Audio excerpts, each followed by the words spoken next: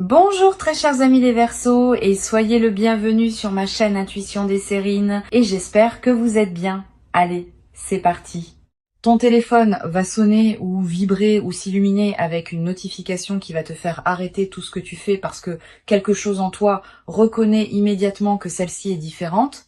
Elle porte quelque chose. Et je te le dis maintenant, je pense que tu as géré tes attentes de manière tellement agressive pendant si longtemps que tu t'es accidentellement retiré toute excitation authentique, toute véritable anticipation. Tu es devenu tellement bon à te protéger de la déception, de l'espoir, que tu as construit ce système très efficace où tu te permets d'espérer juste un peu, juste assez pour continuer, mais jamais assez pour le ressentir pleinement ou pour te laisser être véritablement excité, parce que être véritablement excité signifie être véritablement vulnérable à se tromper. Et je comprends ce système complètement, il a totalement du sens étant donné tout ce que tu as traversé, mais je veux te dire aujourd'hui que tu peux le démanteler, au moins temporairement ou peu, être pour la durée de cette conversation et les jours qui suivent, parce que ceux qui se dirigent vers toi maintenant ne demandent pas des attentes gérées. Cela demande des mains ouvertes, prêtes à attraper réellement ce qui est lancé, plutôt qu'à se préparer à l'impact. Voici quelque chose que je veux que tu comprennes sur le type spécifique de bonnes nouvelles qui arrivent. Elle arrive à cause d'une chaîne très spécifique de cause à effet qui s'est construite dans ta vie, silencieusement, sous la surface de tout ce que tu as consciemment fait depuis plus longtemps que tu ne le réalises. Tu as planté des choses, des graines de relations, de développement de compétences, de réputation, de présence constante, même quand être présent semblait inutile. Et ces graines ne produisent pas de résultats visibles selon un calendrier prévisible. Elles produisent des résultats visibles quand les conditions sont bonnes. Et en ce moment, pour toi spécifiquement, les conditions sont bonnes, le sol s'est réchauffé, la pluie est venue, et ce que tu as planté perce la surface, le téléphone qui sonne et le son de quelque chose que tu as fait pousser qui arrive enfin à ta porte. Je veux parler de ce que cette bonne nouvelle est réellement, parce que je ne veux pas la laisser abstraite quand le concret te sert mieux. Pour certains d'entre vous, c'est financier un nombre attaché à une opportunité qui est significativement plus élevé que ceux avec quoi tu travaillais. Une offre qui réinitialise la base de ce que tu penses être disponible pour toi financièrement. Pour certains d'entre vous, c'est professionnel. Une reconnaissance de ton travail. Une porte qui s'ouvre dans ta carrière, qui change ta trajectoire d'une manière qui semble disproportionnée au pas unique qu'il a ouverte. Pour certains d'entre vous, c'est profondément personnel. Quelqu'un qui te contacte dont le nom à l'écran va faire à ton cœur quelque chose de compliqué et merveilleux. Pour certains d'entre vous, c'est une information pratique qui arrive et résout une situation que tu essayais de naviguer sans assez de clarté, qui te donne enfin ce dont tu as besoin pour avancer. Quelle que soit la forme spécifique qu'elle prend dans ta vie, voici ce que toutes ces versions ont en commun. Elles vont sembler irréelles. Pas fausses, véritablement réelles, mais irréelles, dans le sens de dépasser le plafond de ce que tu te permettrais d'espérer. Dans le sens d'arriver à un niveau qui rend tes circonstances actuelles soudainement très temporaires. Dans le sens d'être tellement plus que ce à quoi tu te préparais que ta première réaction pourrait en fait être de rire. Juste un rire pur, surpris, dépassé. Cela ne peut pas vraiment être en train d'arriver. Laisse-le venir.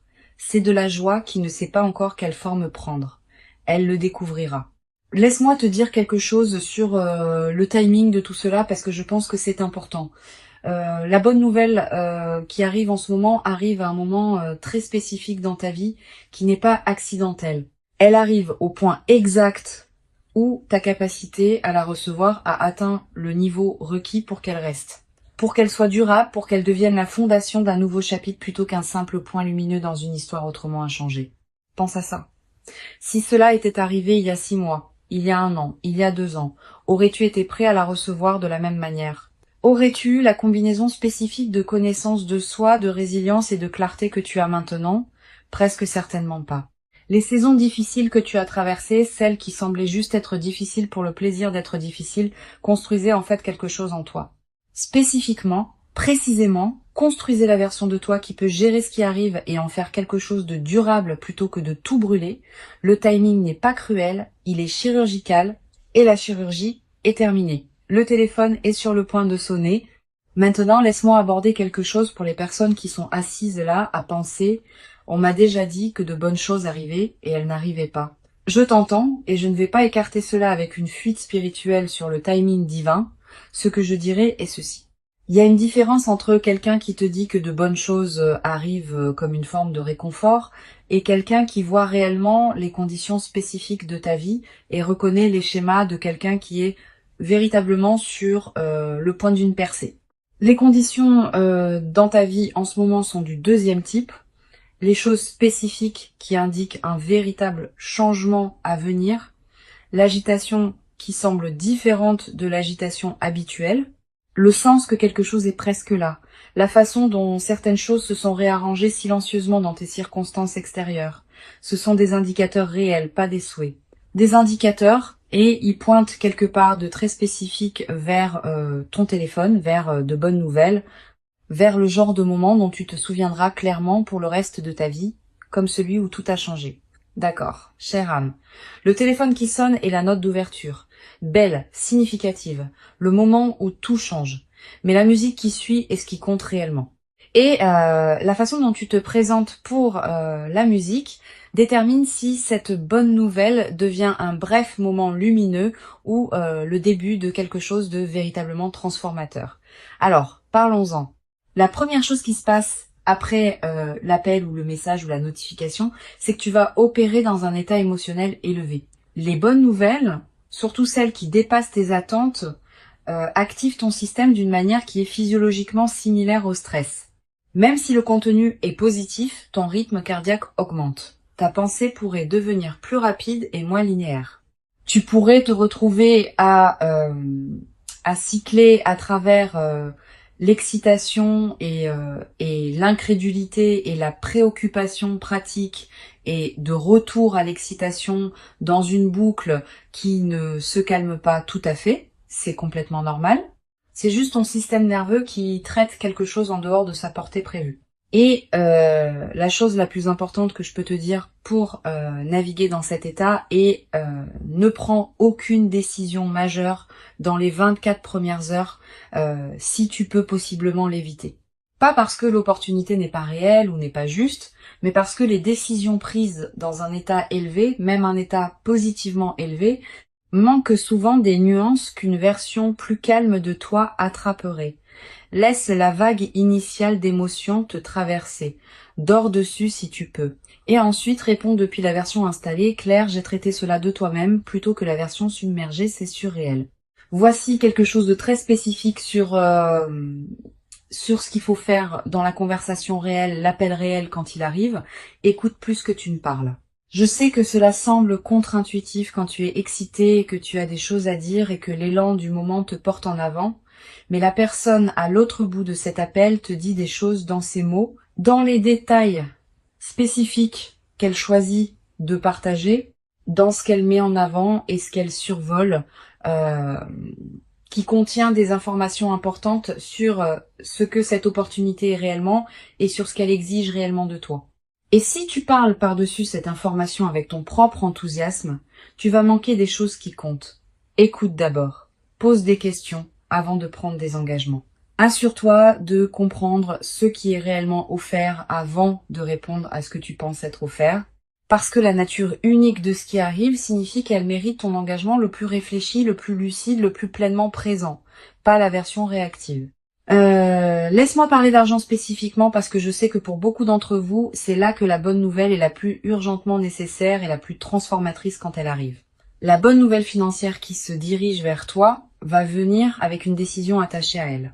Pas nécessairement immédiatement, mais assez rapidement, un moment où tu dois décider quoi faire avec soit l'opportunité, soit les fonds eux-mêmes. Et je veux te donner un cadre pour cette décision qui, je pense, va te servir beaucoup mieux que de l'inventer dans le moment. Avant toute chose, avant toute dépense, avant toute célébration, avant toute générosité envers les gens autour de toi, aussi sincèrement motivée soit-elle, sécurise la fondation. Quelle que soit la forme que prend la bonne nouvelle financière, ton premier mouvement est le mouvement qui rend le niveau suivant de ta vie financière structurellement durable plutôt que temporairement élevé. Cela pourrait ressembler à payer la chose qui génère le plus de stress, ou établir la réserve qui n'a jamais existé, ou faire l'investissement dans ta propre capacité, compétences, équipement, infrastructure qui te permet de générer plus plutôt que de simplement gérer ce qui est arrivé. La fondation d'abord, tout le reste ensuite. Parce que la fondation est ce qui fait de cela le tournant plutôt qu'un mois vraiment bon. Je veux parler de la dimension relationnelle, de la bonne nouvelle qui arrive, parce que je sais que pour certains d'entre vous, c'est la pièce qui compte le plus. L'appel qui vient pourrait être de quelqu'un de spécifique, quelqu'un que tu espérais entendre, quelqu'un dont la prise de contact représente la résolution de quelque chose qui était resté non résolu entre vous. Et si c'est le cas, je veux te préparer à la complexité de ce type spécifique de bonne nouvelle, parce que la bonne nouvelle relationnelle, surtout celle qui implique une reconnexion ou une nouvelle profondeur avec quelqu'un qui te tient à cœur, vient avec des couches émotionnelles qu'une bonne nouvelle purement financière ou professionnelle ne porte pas. L'excitation est là, mais la vulnérabilité aussi. Le bonheur est là, mais aussi la conscience de ce que signifie laisser quelqu'un entrer, espérer quelque chose avec une personne spécifique, vouloir un résultat spécifique. Quand cet appel viendra, je veux que tu mènes avec honnêteté plutôt qu'avec stratégie. Pas en partageant trop, pas en performant tes sentiments avant de les avoir pleinement identifiés, mais avec une véritable présence. Une honnêteté réelle, parce que la relation disponible pour toi dans cette saison ne peut être construite que sur la version réelle de toi. La version stratégique te fait démarrer, mais ne te mène jamais où tu veux réellement aller. Il y a quelque chose dont je n'ai pas encore parlé. La bonne nouvelle dépasse ce à quoi tu t'attendais d'une marge qui fait que l'écart entre l'attente et la réalité semble presque rêver. Et cette disproportion n'est pas un accident ou une erreur dans les mathématiques de l'univers.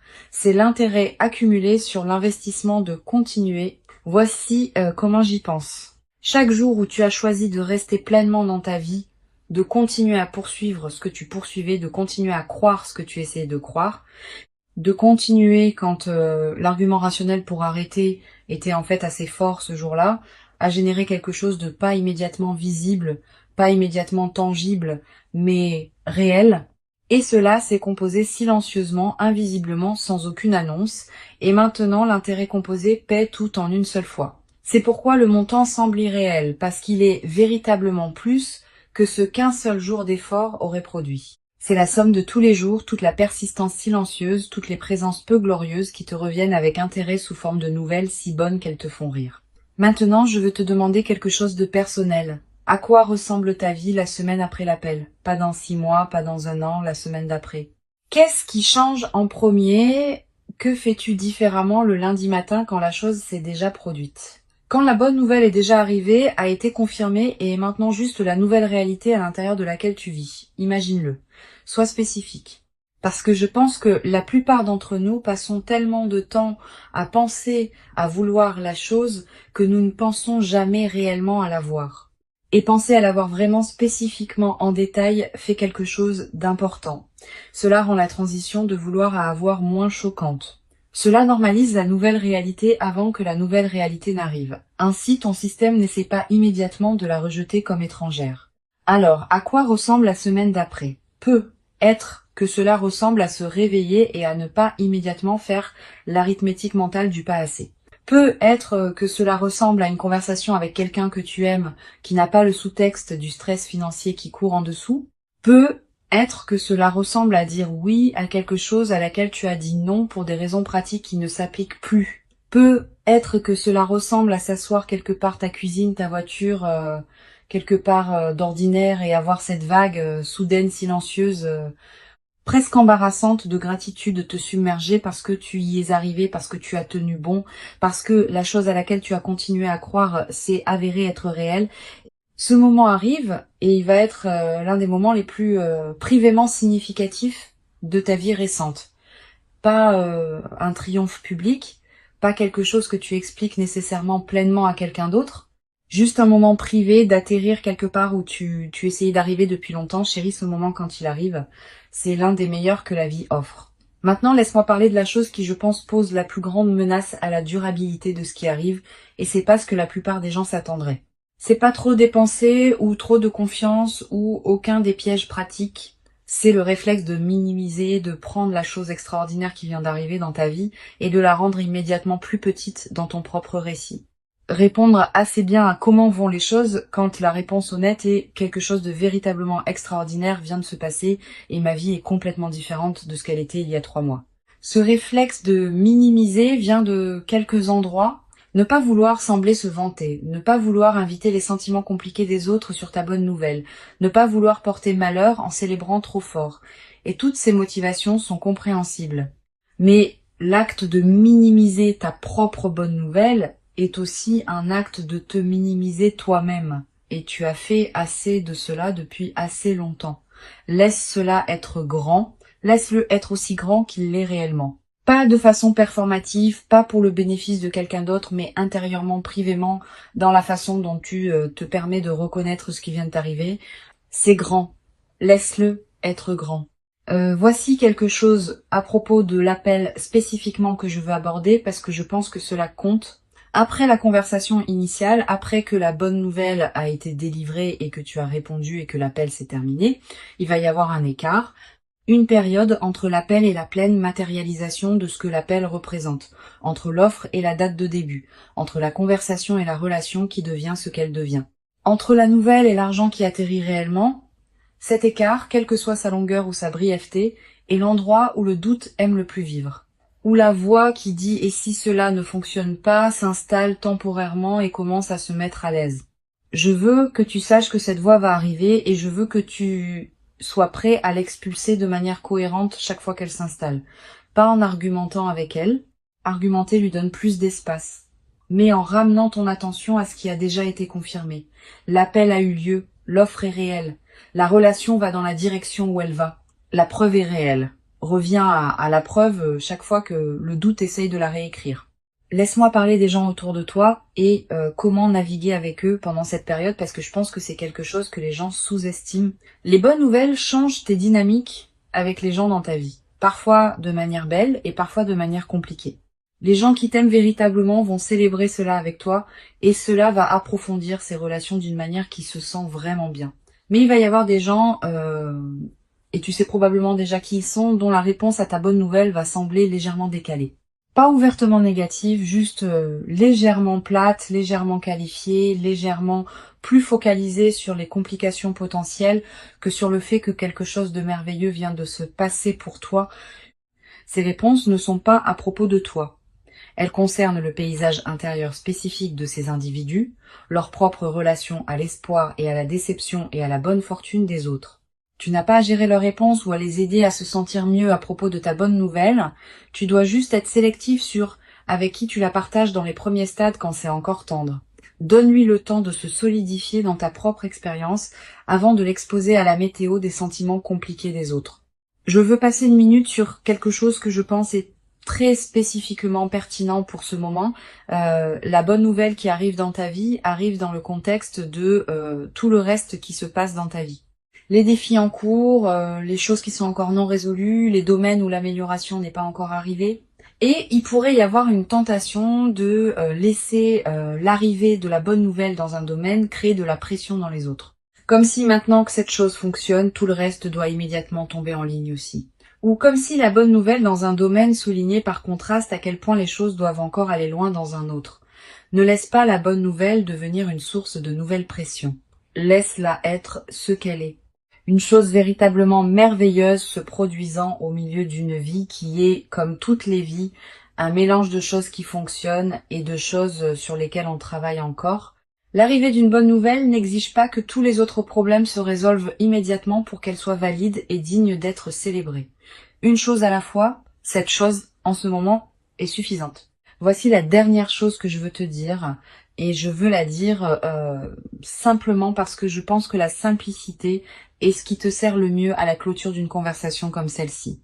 Ton téléphone va sonner ou vibrer ou s'illuminer, et quand il le fera, quelque chose va changer en toi immédiatement physiquement, avant même que tu connaisses le contenu complet de ce qui est délivré. Un changement que tu vas reconnaître comme la chose que tu attendais, pas parce que quelque chose que j'ai dit l'a fait arriver, cela arrivait déjà avant que cette vidéo n'existe, mais parce que tu as construit vers cela, survécu vers cela, refusé d'abandonner ton chemin vers cela pendant plus longtemps que la difficulté de la chose aurait dû l'exiger, et maintenant c'est là. Maintenant, c'est vraiment, véritablement, enfin là. Et le sentiment quand cela arrive, quand la nouvelle atterrit, quand la réalité de cela s'installe dans ton corps et ton esprit, et ta compréhension de ce à quoi ta vie va ressembler, à partir de ce point, ce sentiment va être l'une des meilleures choses que tu aies jamais ressenties. Irréel dans le sens le plus réel du mot. Décroche le téléphone. La nouvelle, en revanche, vaut la peine d'être entendue. Alors, mes chères âmes, si cela vous a trouvé exactement au bon moment aujourd'hui, si quelque chose ici semblait moins une vidéo et plus un message qui tombe, écrivez "mon téléphone est prêt" dans les commentaires maintenant, parce que c'est la posture ouvert, présent, prêt à recevoir tout ce qui vient, sans broncher à quel point c'est réellement bon. Et je veux savoir à quoi ressemblerait la bonne nouvelle la plus irréelle pour toi en ce moment.